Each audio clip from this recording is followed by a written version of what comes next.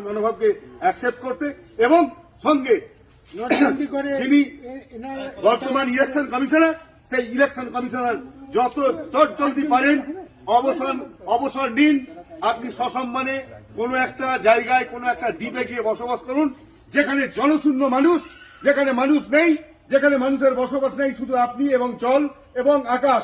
সেই জায়গায় আপনি থাকুন, কারণ সেই জায়গায় থাকলেই আপনি কিন্তু মঙ্গলময় মানুষের জন্য, ভারতবর্ষের মানুষের জন্য।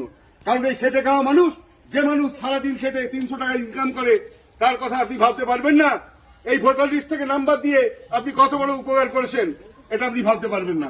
আপনি কখনো খেয়েছেন শুকনো রুটি? খাননি। খাননি নরেন্দ্র মোদী, খাননি অমিত শাহ, কেউ খাননি। খেয়েছেন এই 300 টাকা জন্মজুট। এই 300 টাকার জন্মজুটকে আপনি ভোটার লিস্ট থেকে বাদ দিয়েছেন।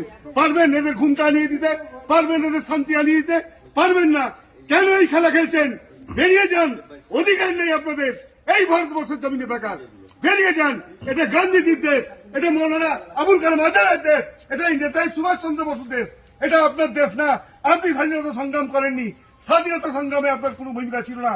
এই স্বাধীন দেশকে পরাধীনতার শিকারে পেয়ে দেবেন না। এখানে ছিল গান্ধী, এখানে ছিল রবীন্দ্রনাথ ঠাকুর, এখানে ছিল আপনার কাজী নজরুল ইসলাম।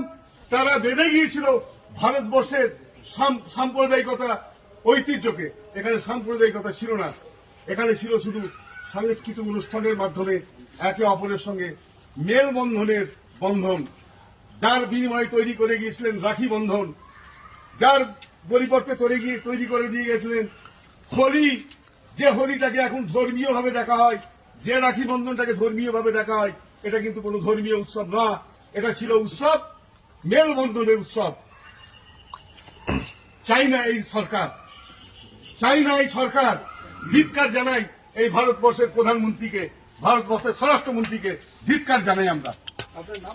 আমার নাম রাকিবুল খান, হাটুরিয়া 2 নম্বর গ্রাম পঞ্চায়েতের 2 নম্বর সংসদের আমি একজন সাধারণ কর্মী, সাধারণ মানুষ, সাধারণ ভোটার।